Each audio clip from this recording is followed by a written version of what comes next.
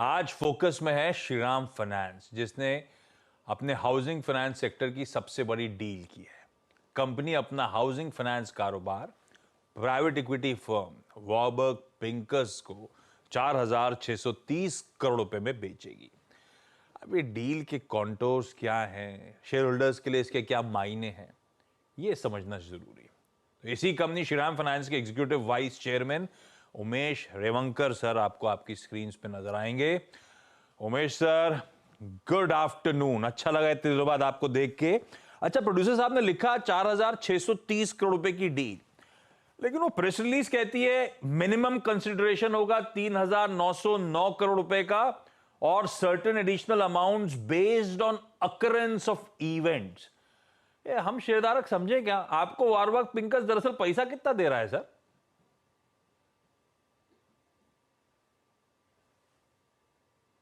Umesh sir, आप शायद mute पे हो।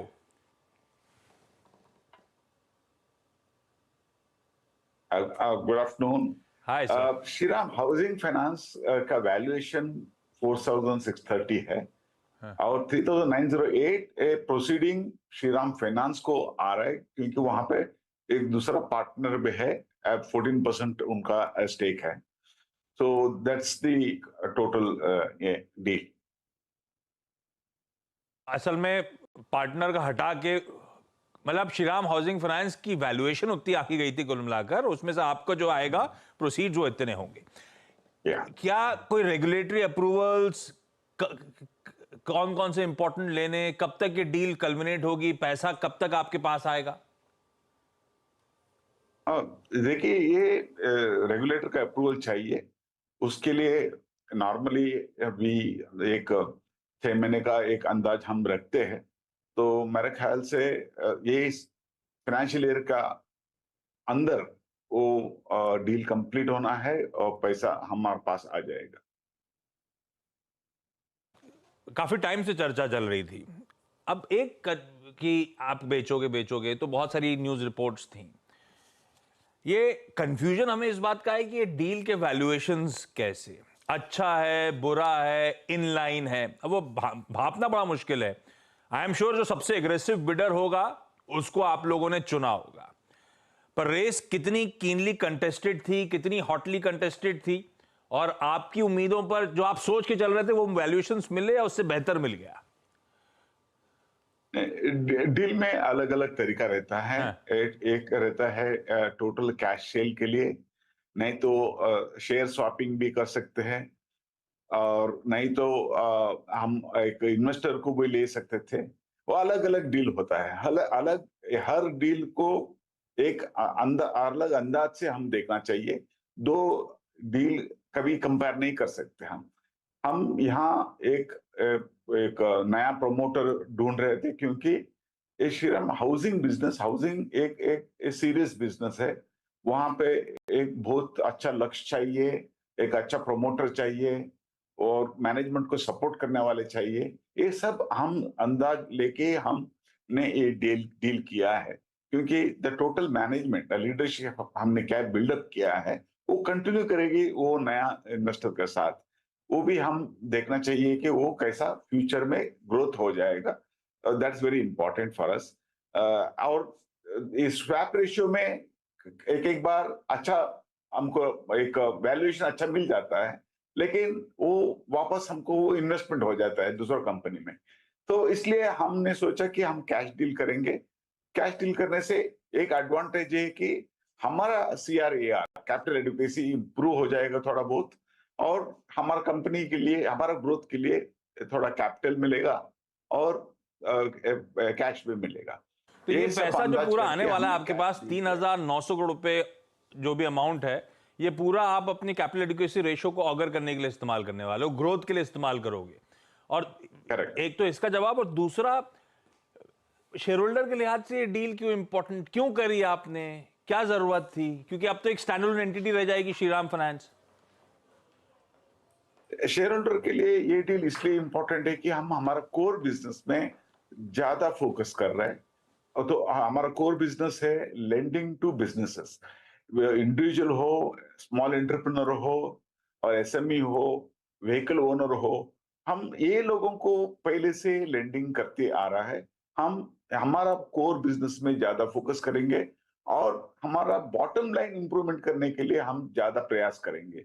बॉटम लाइन का मतलब digitisation, process improvement and asset quality improvement, ये तीनों चीज के ऊपर हम ज्यादा फोकस करेंगे। तो so that the profitability, business profitability और ज्यादा इंप्रूव हो जाए। कोर बिजनेस पे फोकस करेंगे, बॉटम लाइन पे प्रॉफिटेबिलिटी पे फोकस करेंगे। और मैं आई थिंक आपके पिछले कुछ इंटरव्यूज सुन रहा था sir, last I think mid 23 से भी आप बहुत ज़्यादा फोकस करना चाह रहे थे to construct a strong ARC business. क्या ये उस दिशा में भी है उमेश जी? एआरसी में हम we wanted to specialise in retail collections, वो हमारा एक अंदाज था। अभी भी हम एआरसी का बिजनेस शुरू नहीं हुआ है, वो हमारा पूरा अप्रूवल्स अभी तक नहीं आया है।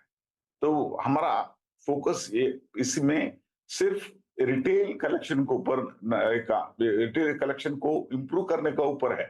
तो अभी अप्रूवल तो अभी तक नहीं आया है, इसलिए हम उसके ऊपर ज्यादा ही बात कर सकते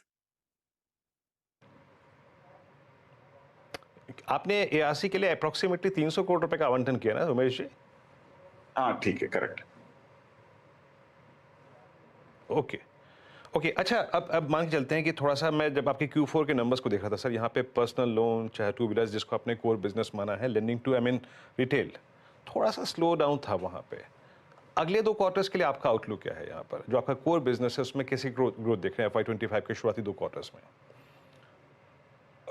normally first half of the year is slower then second half, लेकिन ये साल में थोड़ा इलेक्शन का वजह से मुझे लगता है कि गवर्नमेंट प्रोजेक्ट्स में, इंफ्रास्ट्रक्चर में थोड़ा स्लो रहेगा, क्योंकि गवर्नमेंट मशीनरी इलेक्शन प्रोसेस में इन्वॉल्व है। इसलिए थोड़ा एक स्लो पेस में जाएगा फर्स्ट 2 महीना, बाद में डेफिनेटली वो पिकअप हो जाएगा सेकंड क्वार्टर में। और मानसून का एक अंदाज, एवरेज मानसून का अंदाज आईएमडी ने एक पॉजिटिव दिया है। इसका वजह से मुझे लगता है कि सेकंड क्वार्टर अच्छा रहेगा और सेकंड हाफ और अच्छा रहेगा।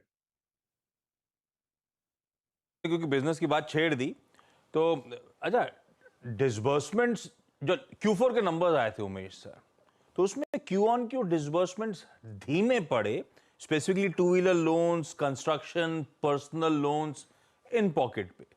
तो कोई सोच समझा रीजन है कि आप लोग धीमे पड़ रहे हो, या फिर ये एक्चुअली पॉकेट धीमी पड़ गई हैं? क्या चल रहा है? नहीं नहीं, हमारा एक फोकस सब में रहा है, लेकिन पर्सनल लोन में हमने थोड़ा ज्यादा स्क्रूटिनी और एक क्रेडिट रूल इंजन थोड़ा स्ट्रॉन्ग किया है, और इसकी वजह से हम पर्सनल लोन में थोड़ा स्लो गए थे Q4 में। बाकी सब सेगमेंट में हमारा फोकस जारी है। बहुत बहुत धन्यवाद सीएनबी आवाज के लिए वक्त निकाल कर, कांग्रेचुलेशन। ये बढ़िया डील सील करने के लिए बाजार को पसंद आ रहा है भाई। 1.5% मजबूती के साथ श्रीराम फाइनेंस का स्टॉक उस आउटकम पे रिएक्ट करके तेजी दिखाता हुआ। वैसे वीरू, ये स्टॉक वैसे इसलिए भी रडार पे, कल एमएससीआई अपने इंडेक्स रिव्यू अनाउंसमेंट करने जा रहा है, जिसमें शायद सबसे तगड़े इन्फ्लोज कहीं आने हैं तो सुंदरम फाइनेंस में आने हैं। खैर, उस पर जब यतिन आगे जोड़ेंगे तब उस एमएससीआई इंडेक्स के रीबैलेंसिंग और अपडेट्स रिलेटेड चर्चा करेंगे। वो एक हुक के तौर पे ऐसे बहुत सारे इंटरेस्टिंग स्टॉक्स हैं जो आगे चर्चा में आएंगे।